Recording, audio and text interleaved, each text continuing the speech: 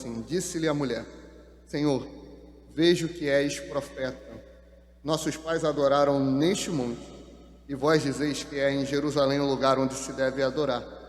Disse-lhe Jesus: Mulher, crê-me que a hora vem em que nem neste monte nem em Jerusalém adorareis o Pai.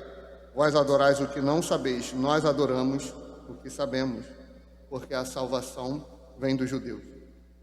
Mas a hora vem, e agora é, em que os verdadeiros adoradores adorarão o Pai em espírito e em verdade, porque o Pai procura a tais que assim o adorem.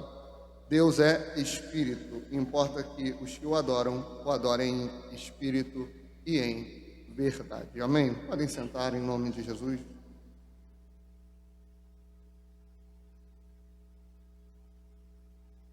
Graças a Deus.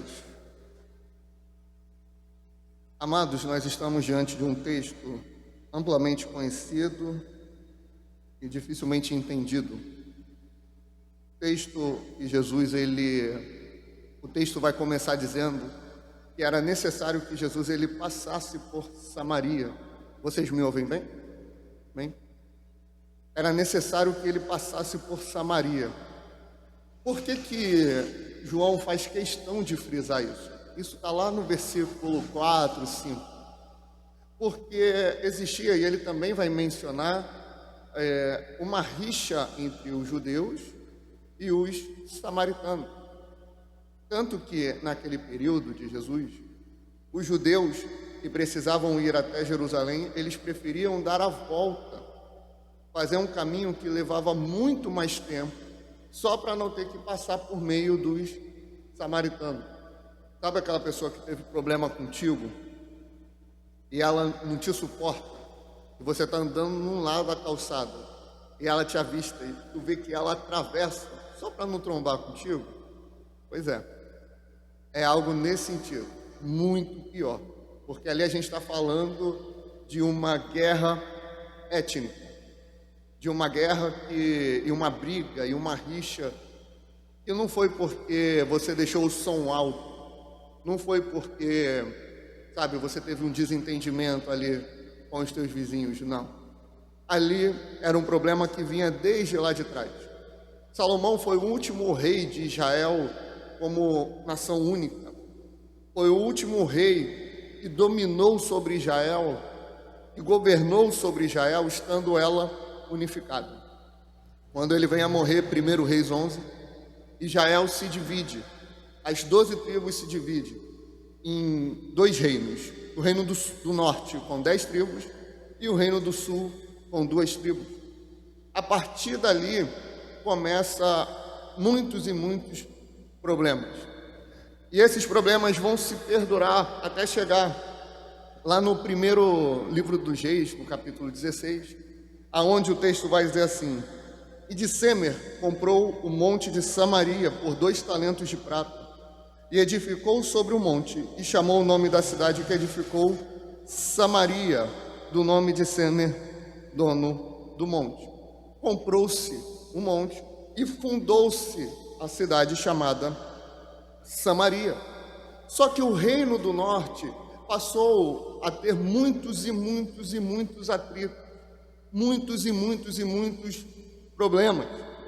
Dentre esses problemas foi a guerra que eles arrumaram contra a Assíria. Uma coisa é Síria, outra coisa é Assíria. Nesse contexto, a Assíria lutou contra o reino do norte.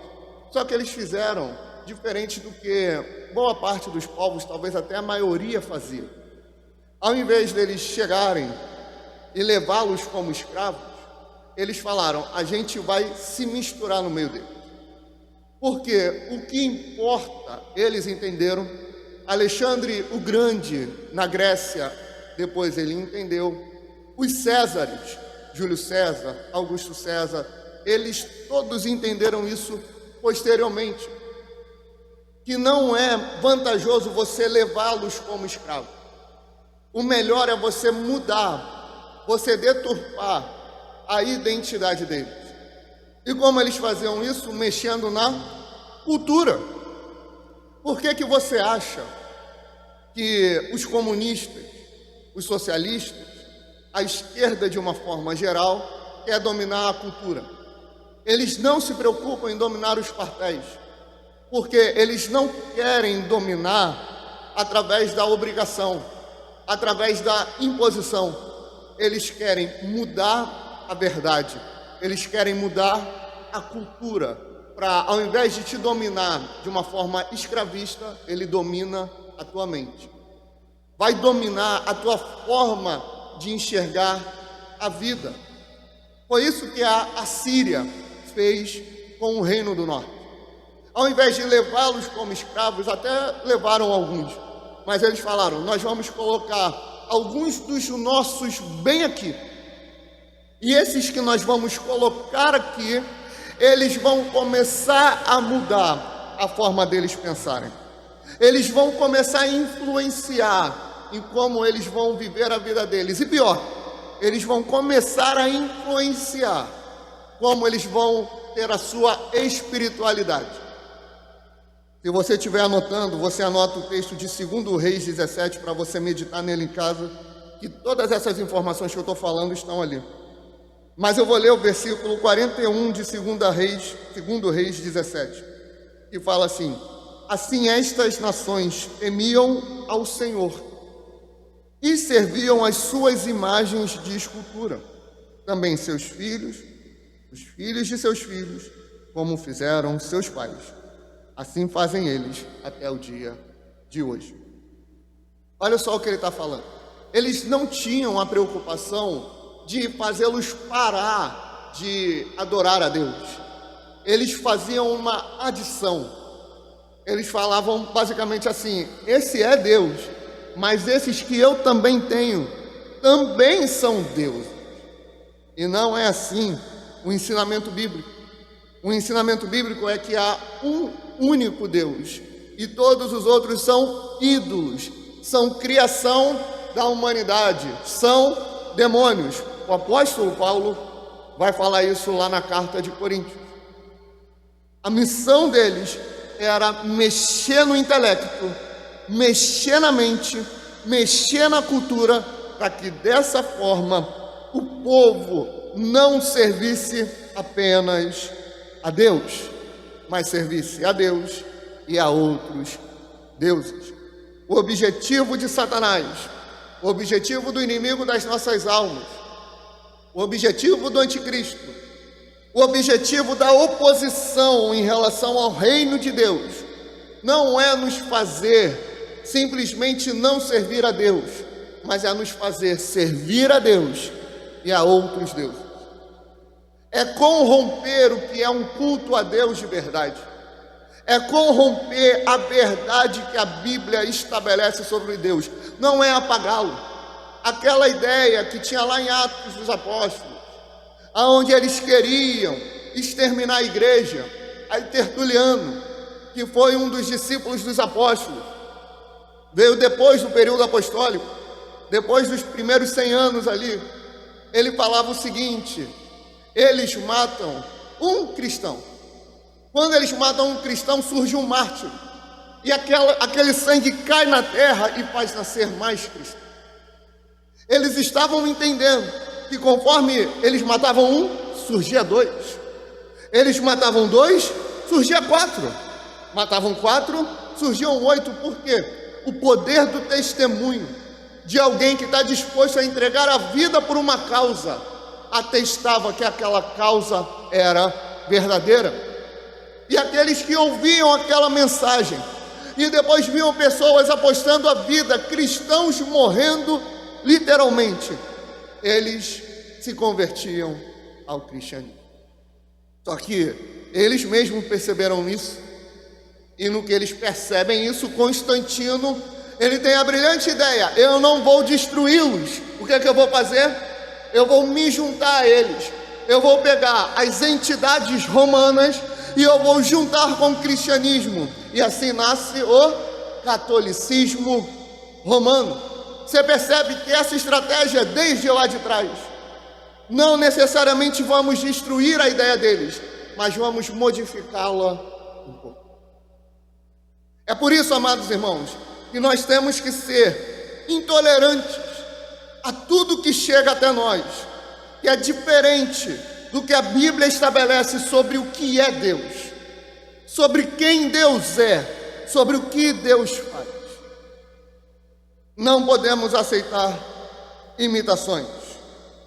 Tozer disse no seu livro: aquilo que vem à mente quando pensamos em Deus é a coisa mais importante a respeito de nós mesmos.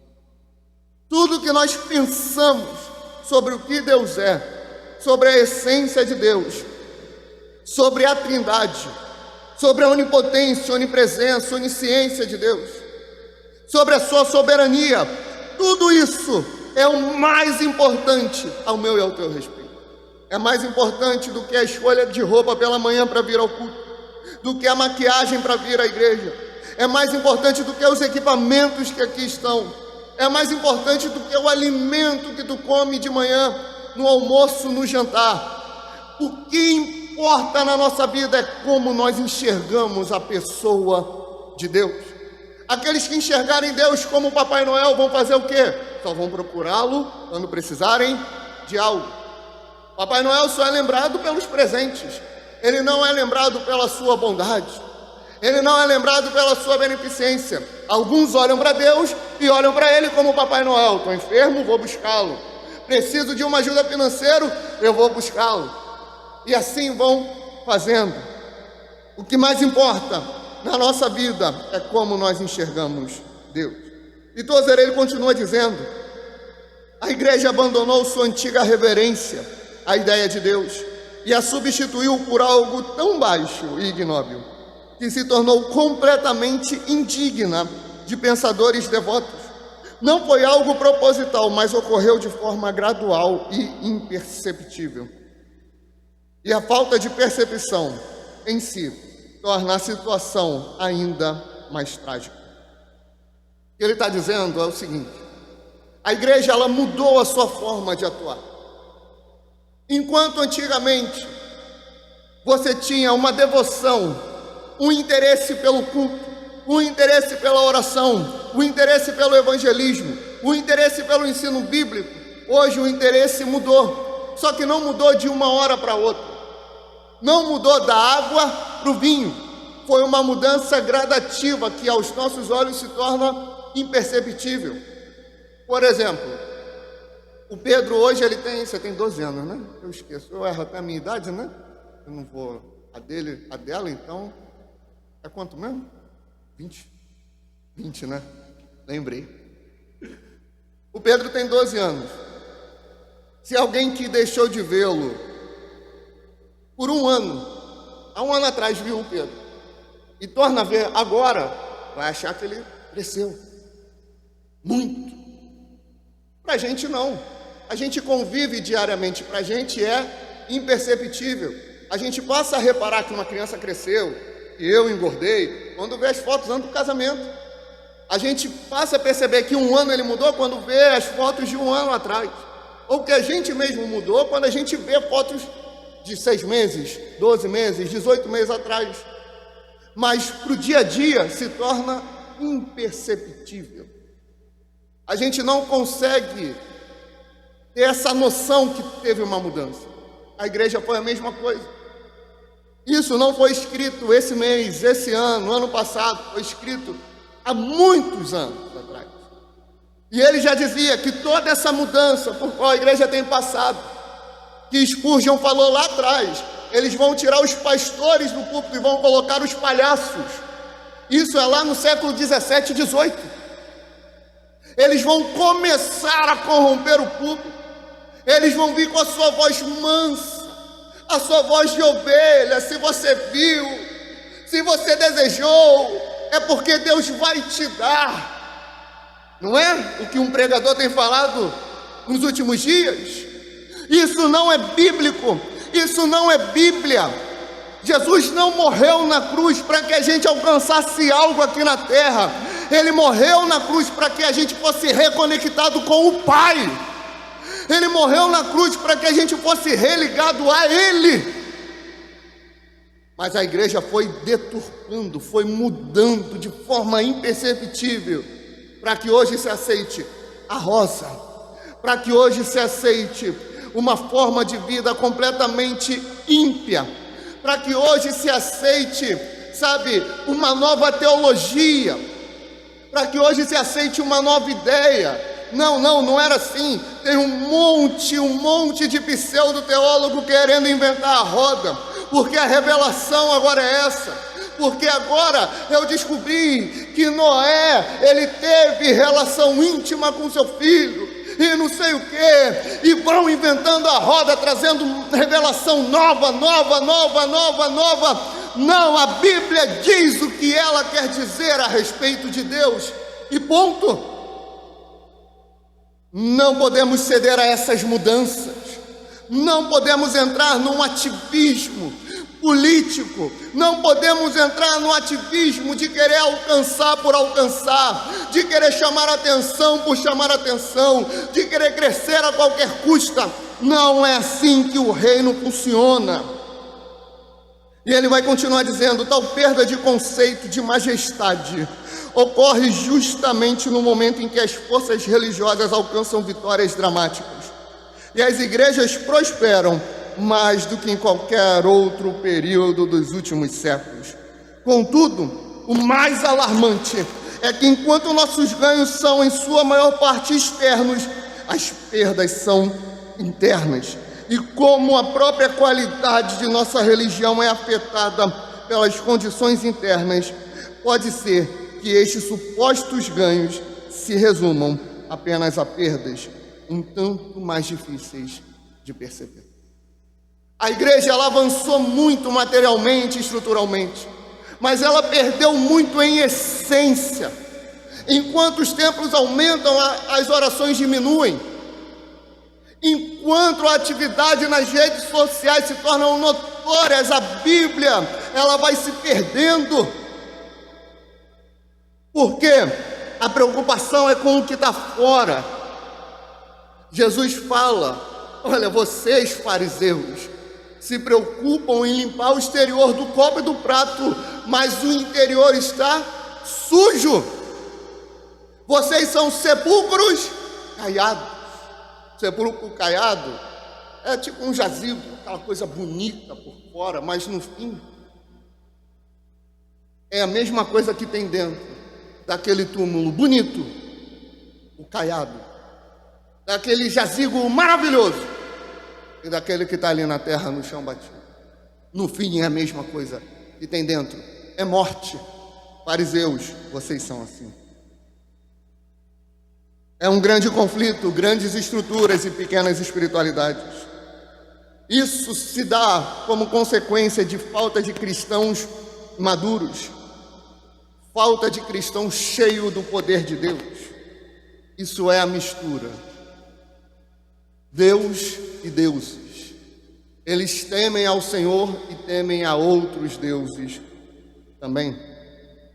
A adoração é elevada ou indigna na medida em que o adorador acalenta pensamentos altos ou baixos sobre Deus. O texto que nós lemos da mulher samaritana, ele é propício para o momento, ele é propício para introduzirmos a importância de conhecermos a Deus. Porque o Senhor vira para ela e tem um diálogo um tanto quanto interessante. Ele fala algumas verdades para ela, e ela olha para ele e fala: Senhor, eu vejo que tu és profeta. Ela não tinha percebido quem estava diante dele. Ela tinha um conhecimento prévio sobre quem seria o Messias e tudo mais. Só que ela não consegue perceber que aquele que está diante dela é aquele que uma vez foi rejeitado. Aquele que está diante dela é aquele que veio trazer a solução que ela precisa, a transformação que ela tanto quer. É ele. Ela fala: veja que és profeta. Ele é muito mais do que profeta, irmãos. Ele é muito acima de profeta. Ele não é só rei, ele é rei dos reis. Ele não é só senhor, ele é senhor dos senhores. Ele é um Deus que está acima de tudo e de todos, mas a visão dela está limitada. A visão dela está pequena. ela só olha para ele como um profeta. Mas ele não se preocupa com isso. Ele responde, ela fala, melhor dizendo: nossos pais adoraram neste monte, e vós, referindo a judeus, dizem ou dizeis que é em Jerusalém o lugar que se deve adorar. Jesus responde a ela: mulher, crê-me que a hora vem em que nem neste monte nem em Jerusalém adorareis o Pai. Vós adorais o que não sabeis, nós adoramos o que sabemos, porque a salvação vem dos judeus. Mas a hora vem, e agora é, em que os verdadeiros adoradores adorarão o Pai em espírito e em verdade, porque o Pai procura tais que assim o adorem. Ele é, ou Deus é espírito, e importa que os que o adorem em espírito e em verdade. Por que esse texto tão conhecido, mas pouco entendido, ele quer dizer? A mulher samaritana estava se referindo a um momento específico de um dia, em um horário que ela tinha que ir adorar a Deus. Os judeus, eles tinham isso. Quando a gente lê Levítico, e quem estiver conseguindo seguir o cronograma de leitura, já passou por Levítico, né? Já venceu essa batalha, né? Que Levítico não é um livro assim empolgante, né? Porque como não é o nosso dia a dia, a gente acaba tendo uma certa certo preconceito, digamos assim. Mas ali a gente vê muita questão litúrgica, dia para isso, dia para aquilo outro. Era um costume que Deus estabeleceu. Só que eles pegavam esses momentos como se apenas esses momentos importavam. E não era. A mulher samaritana estava com isso na cabeça. Eu tenho que me preparar para o culto em si. Eu tenho que me preparar para ir adorar. Eu tenho que tirar um momento para adorar. Aonde é que eu devo adorar? O conceito de adoração estava corrompido, estava limitado a uma reunião específica para invocar algo, um ser específico, para pedir algo específico. Jesus quebra esse paradigma, Jesus quebra esse conceito e fala para ela assim: olha só, Deus, ele é espírito. Deus, ele não está limitado a um momento, a um tempo, a um horário e a um dia. Deus, ele é muito maior do que isso. Ele é espírito, e aqueles que o adoram, adoram em espírito. O que isso quer dizer? A adoração, ela não está ligada só ao que você canta, ela também é o que você canta. A adoração não está ligada só ao culto que você vem na quarta, no domingo e na segunda.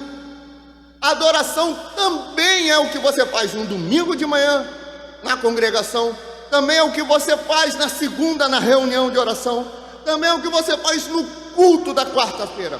Também é, mas não é apenas isso.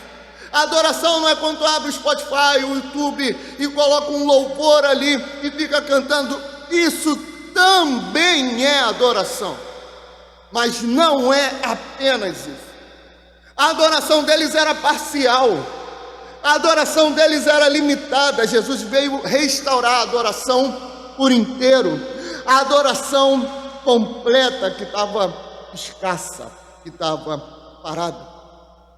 E ele vai completar. A adoração, ela tem que ser em espírito e em verdade.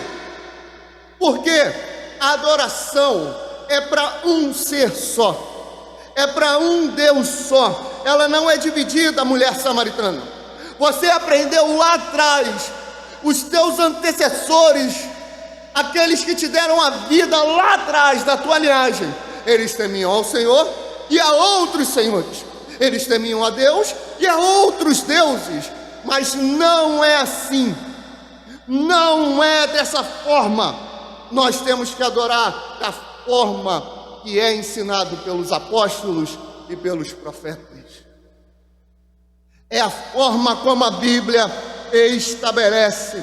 Por quê? Porque ele não procura quem adora ele. Deus, ele não procura adoradores. Amém? Ele não procura adoradores. Ele procura os verdadeiros adoradores. É uma diferença muito grande. Quando você tem uma empresa, você não vai procurar só um trabalhador. Você quer só um trabalhador para a tua empresa? Não, você quer um bom trabalhador. Eu quero um bom trabalhador. O Estado não precisa de funcionário público, precisa de bons funcionários públicos. E a maioria que tem é muito ruim, diga-se de passagem, né? Deus, Ele não quer só alguém que levante a mão e adore. Levante a mão e diga palavras bonitas. Ele não quer alguém que urre apenas, alguém que grite. Ele não quer só alguém que separe um momento da semana para orar na segunda-feira. Ele quer muito mais do que isso. Ele quer alguém por inteiro. Ele quer alguém por completo. É por isso que o conceito do dízimo, ele é fraco. O conceito do dízimo, ele mingua. Porque o conceito do dízimo é: eu recebi aqui o meu salário, eu recebi o meu prolabore, eu recebi o meu dinheiro, eu vou tirar 10%, eu vou entregar. Eu já fiz, eu já entreguei o que eu tenho que entregar. Não, Ele quer você por inteiro. Ele quer você completo.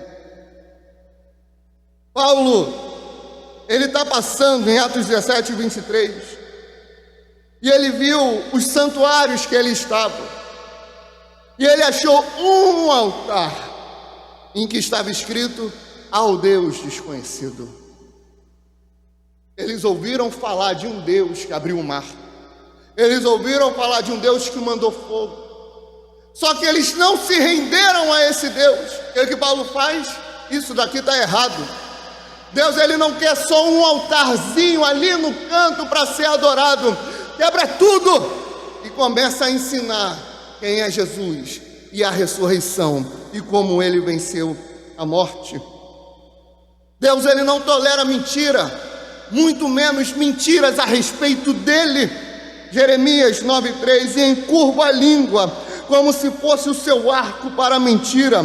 Fortalecem-se na terra, mas não para a verdade, porque avançam de malícia em malícia, e a mim não me conhecem, diz o Senhor. Verso 6: a tua habitação está no meio do engano, pelo engano recusam conhecer-me, diz o Senhor. A mentira sobre Deus, ela causa destruição, porque nos recusamos a conhecê-lo. Deus, Ele não é narcisista. Eu quero que me adorem de qualquer forma, não. Ele já tem muita adoração. Apocalipse 4, verso 8 diz: e os 4 animais tinham, cada um 6 asas, e ao redor e por dentro estavam cheios de olhos, e não descansam nem de dia nem de noite, dizendo: santo, santo é o Senhor Deus, o Todo-Poderoso, que era, que é e que há de vir. Isaías 6, 2 e 3: serafins estavam por cima dele, cada um tinha 6 asas, com duas cobriam os seus rostos, com 2 cobriam os seus pés, e com 2 voavam e clamavam uns aos outros, dizendo: santo, santo, santo é o Senhor dos exércitos, toda a terra está cheia da sua glória. Ele não precisa de nada. A adoração que tu entrega a Ele não é algo que Ele necessita. Eu preciso ser adorado, senão eu vou morrer, senão eu vou desfalecer. Não. Atos 17, 24 e 27: o Deus que fez o mundo e tudo que nele há, sendo o Senhor do céu e da terra, não habita em templos feitos por mãos de homens, nem tampouco é servido por mãos de homens, como que o necessitando de alguma coisa por Ele mesmo. É quem dá a todos a vida e a respiração e todas as coisas. Então, como é que funciona essa adoração? Em primeiro lugar, a salvação, ela tem um propósito. E o propósito final da adoração não é simplesmente pegar a gente e nos colocar no céu. Se o propósito da salvação, quando eu falo propósito da salvação, eu estou falando do propósito da cruz. Eu estou falando do propósito de Cristo vir aqui na terra, se fazer carne, habitar entre nós, sofrer tudo o que sofreu, ensinar tudo o que ensinou, ir para a cruz, ser humilhado, morrer, ressuscitar, vencer a morte e voltar para o céu. Todo esse cenário é para nos trazer salvação.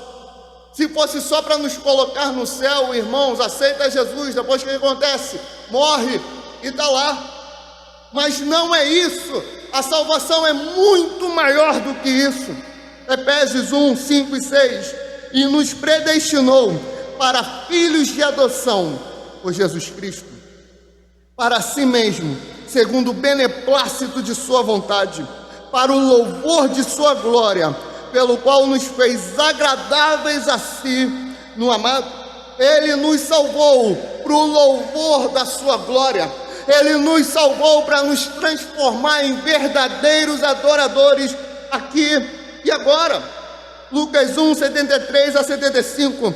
E do juramento que jurou a Abraão, nosso pai, de conceder-nos que, libertados da mão dos nossos inimigos, o serviríamos sem temor, em santidade e justiça perante Ele, todos os dias de nossas vidas. Ou seja, fomos salvos em Cristo Jesus, não só para entrar no céu, mas fomos salvos para servi-lo.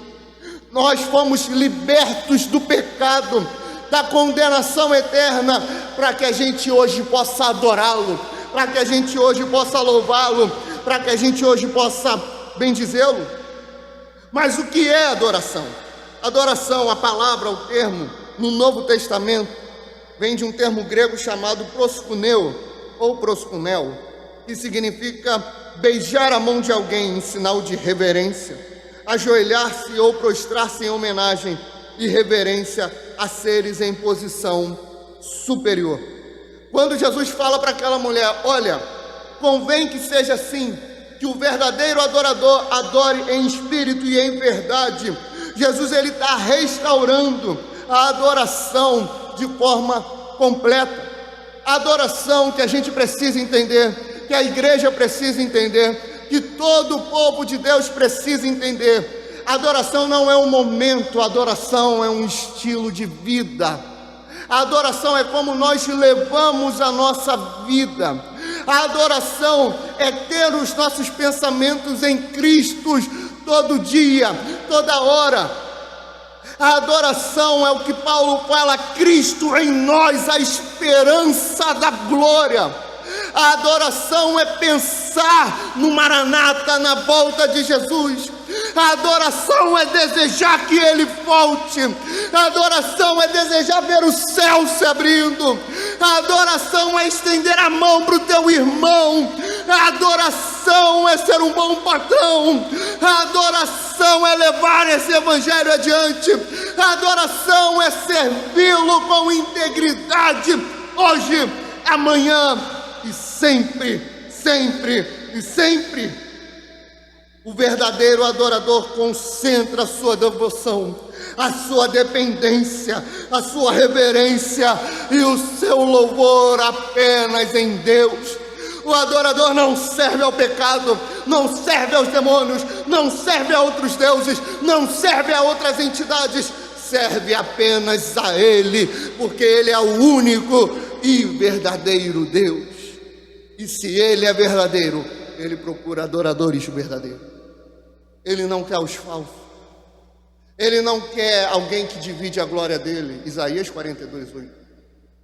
Ele não divide a glória dele com ninguém. Absolutamente ninguém. Adorar a Deus à própria maneira é criar um Deus à sua imagem e à sua semelhança. E através da revelação em Gênesis, a gente vê que foi ao contrário. Nós que somos a criatura. Por isso, no cristianismo, o conceito de minha verdade ou meu pensamento não existe. A teologia não criou Deus. Ela revela quem Deus é e o que Ele faz. Criar um Deus para si mesmo é idolatria. Mudar o conceito da soberania de Deus. Eu vou te dar um exemplo do que é mudar o conceito da soberania de Deus. Deus sabe o futuro, amém? Deus sabe tudo o que vai acontecer? Amém. Existe um braço da teologia, da história da igreja, aonde alguns líderes vão dizer que Deus ele não sabe o futuro. Deus ele sabe as possibilidades que podem acontecer. Por exemplo, se você pegar um carro aqui agora, você vai seguir na Rua Sargento Basileu Costa, você pode, tem as possibilidades, você dobra à esquerda na Rua Mercúrio, isso se você não for um contraventor, né? Você dobra à esquerda na Rua Mercúrio ou você segue direto o caminho ali para não sei para onde. E vira, você sabe as possibilidades para sair daqui. Eles diziam isso sobre Deus. Deus sabe as possibilidades do que pode acontecer. Deus ele não sabe só as possibilidades do que pode acontecer. Ele sabe o que vai acontecer. Ele sabe o dia da minha partida e da tua. Ele sabe se a gente vai ser arrebatado ou se a gente vai morrer. Ele sabe se a gente vai morrer enfermo ou não, se a gente vai ser mártir ou não. Ele já sabe tudo o que vai acontecer. Tudo. Dizer isso é mudar um conceito da soberania de Deus. É mudar o conceito da predestinação e da eleição. É mudar o conceito do controle absoluto de Deus. A heresia nós rejeitamos. Quem diz isso, que Deus é assim, mudou o conceito de Deus. Se mudou o conceito sobre Deus, criou um Deus para si mesmo. Se criou um Deus para si mesmo, é idolatria. E no livro Conhecimento do Santo, o Tozer diz, para a gente encerrar: um Deus gerado nas sombras de um coração caído, naturalmente, não terá qualquer semelhança com o verdadeiro Deus. Pensavas, disse o Senhor ao homem perverso no Salmo, que era tal como tu. Certamente esta deve ser uma séria afronta ao Deus Altíssimo, a quem os querubins e serafins proclamam sem cessar: Santo, Santo, Santo, Deus do universo. O homem, nessa tentativa de mudar quem Deus é, quer se fazer igual a Ele, semelhante a Ele. Me lembra um cenário onde uma serpente falou para uma mulher: se tu comer do fruto, você vai ser semelhante ao Altíssimo. Não mude a percepção de quem Deus é.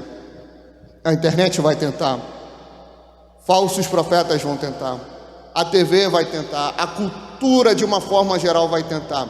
Seja a tua mente cativa da verdade, porque a adoração é em espírito e em verdade. Amém, irmãos?